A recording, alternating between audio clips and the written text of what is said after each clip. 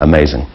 This is a completely new beginning for pirate radio as it was then in Ireland, but to me it spelt the beginning of professional broadcasting for the first time, independent professional broadcasting in Ireland. Within weeks, Nova was establishing itself as the hottest radio thing in town. Even over at Sunshine, the other new kid on the block, the staff was admitting that Nova was something really special. The reality was that this was a huge threat, and as it transpired, it was the ultimate threat, because, as was proven, Nova was a better station in terms of programming, and ultimately all that comes down to is listenership. We can talk about it for hours, but ultimately it's the listener who decides. We're getting crucified, to be honest. Everybody is listening to Radio Nova.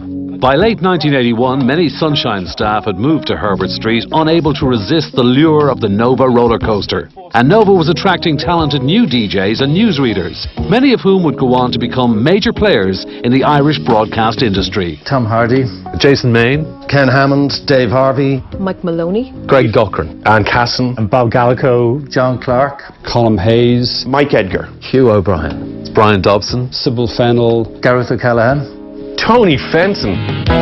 Kerry had also called on a few trusted lieutenants to add weight to a station growing rapidly in size and popularity. Andy Archer, a veteran of Radio Caroline, joined as programme controller.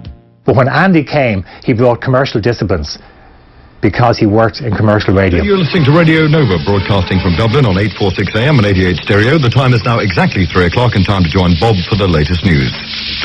Thank you, Andy. Having worked in pirates in the 60s, he was now working and established as a commercial program director, and basically Chris sublet that responsibility to Andy. For commercial production, station imaging and sheer creative genius, Kerry turned to Tony Allen.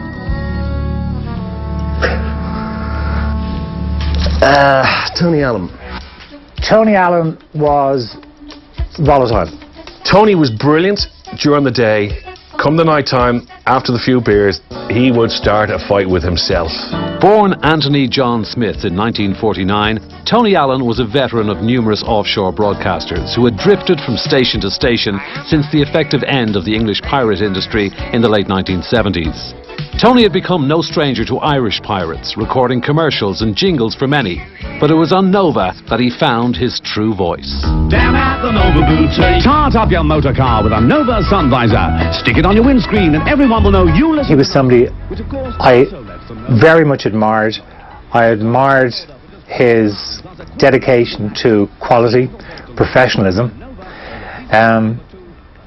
But Tony had good times and bad times. Like when he was good, he was great, and he was very productive. And then he would go AWOL. He wasn't very easy to work with. He was very set in his ways. He was a bit of a prima donna, but bloody talented with it. What an amazing voice. Clutter-free, Nova 88 FM, in stereo. But the volatile and frequently erratic driving force behind the station was Chris Carey. Chris Carey, Radio Nova. It's 9:25 on the station that plays all your favourites. He could be a very difficult person to work for because he was so demanding. I suppose those of us who were in there, and remember, I was working there in my very early 20s, so this was a fabulous opportunity, a really unique opportunity to get invaluable experience. So I suppose we put up with a lot of that kind of grief. Today I suppose it wouldn't be accepted maybe, but we were prepared to put up with it because we were getting this extraordinary opportunity. But he could be very unpredictable. He didn't see the need to conform to the kind of conventions that sometimes can constrain people. He had an approach that he did things his way. He also, in terms of his dealings with people, was very forceful, I thought. That if he decided something should happen, it would happen then and there. I thought he was a bollocks, to be perfectly honest about it, because he didn't like me because I worked in RTE, and he didn't understand that I could work in RTE and still have that notion of being one of him, or one of Declan, or John Clark, or Dave Harvey, or Brian Dobson. Chris's mood swings were legendary. Chris had an extraordinarily unconventional personal life, I think, to put it simply. So I think this in a way led to the almost schizophrenic type behaviour that we saw from time to time, because Chris could really blow hot and cold. You don't like a boss who you're afraid of. If he was in the building, I would avoid. And I would, you'd pick up the pieces, or you'd surround people who had been fired and all of that. There was a real dark side to all of this. Thankfully, I didn't really see an awful lot of the other side of Chris Carey. I'd heard a lot about it. I'd heard about the tantrums, I'd heard about the arguments, I'd heard about the rows, I'd heard about accusations that were thrown at people about various things. And the picture that was created about him was one of a guy who could, lose it. People were fired, they were thrown out, and it was all right for the likes of me, really, who was protected because I was young and, fairly carefree. I didn't have a mortgage, I didn't have kids, I didn't have any of that kind of stuff. I didn't have to take any personal abuse because I ducked and dived a bit, and also I was a very small cog in a setup. So, but I don't think he was a very nice person at all. No. If you worked hard, he treated you well. If you didn't work hard, you were probably fired. He fired people for many reasons. He fired the entire staff once because he couldn't find his watch.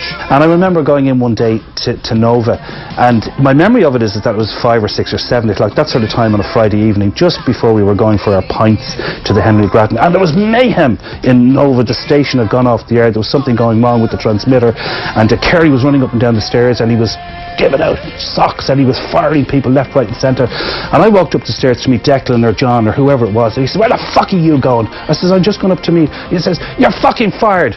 And I says, "But I don't even work here." "Well, you're fucking fired anyway." This is ridiculous. It doesn't play. Here am I stuck at number 17 and it doesn't go. We can't play 16 instead. That's not. You can. No, that's not fair. I'm going to wait here patiently until this thing queues up, then I'm going to find out who played it, and then he's going to be working for Sunshine Radio because he won't be working here anymore. Dare me to murder the man who did this. For somebody I admired to tell me that I could work in his radio station was almost an acknowledgement that someone was saying to me, "Boy, you have a bit of talent." So I think I'll always remember him for that, and I'm actually glad he gave me that opportunity, and I had 5 extremely good years at that station. I didn't like what his perception was of me, but I admired him as what he did for the radio business. I admired him for what he did for all our careers ultimately. The Nova sound was bigger than ever, and the station continued to attract listeners with its exciting on-air sound and a series of promotions, including the first radio cash giveaway ever seen in Ireland. Yeah. Ruth, are you sitting down? Yes. You are caller number 50. Okay. You have just won £5,000 in cash from Radio Nova. I can't remember the turnover figures, but they were very substantial, and I remember paying VAT bills that were the equivalent of probably Sunshine's turnover in a given month. We were paying in VAT. I mean, it was a very substantial business. It paid its PAYE and its PRSI and its VAT and its ground rents and its rents and its... I mean, only the other day I was talking to somebody about the fact that we had a mast up on Three Rock Mountain, and our insurance broker had actually managed to get it insured. I mean, we were a solid business with a solid turnover. Nova even had its own newsroom, featuring presenters like Bob Gallico and Brian Dobson, and run by Chris Carey's future partner, Sybil Fennell. Sybil Fennell struck me as being extremely professional at what she did. I felt she was a really good newsreader. She was a very fine newsreader. Like, she's one of the best. Radio Nova.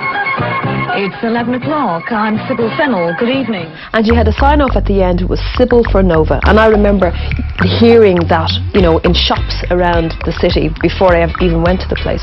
Sybil for Nova. Nova had this open policy of, if you're good and you want to have a bit of a ball, and this is new and innovative, and people were very creative, for Bob Gallagher to walk in the door and give his talents, and we all enjoyed him. We all enjoyed his sense of humour, his voice, the fact that he was American, he was an actor. I think he gave a unique, identifiable sound to Radio Nova in those particular heyday times of 82 and 83. Say, Radio Nova is the station with Bob Gallico on it.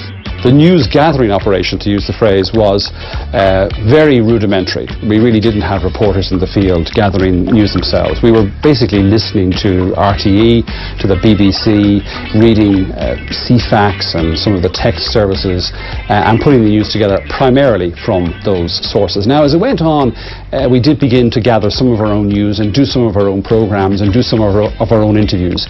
But the staple diet, the staple source of news was other news organisations, to be frank. Politicians, conscious of the substantial younger audience Nova now commanded, were keen to take advantage of whatever airtime was on offer. I think the smarter political types were copping on to the fact that Nova was delivering the 18 to 25 audience, the audience that they just could not reach. And bit by bit they started to come on air, then they started coming on in their droves. Hello, this is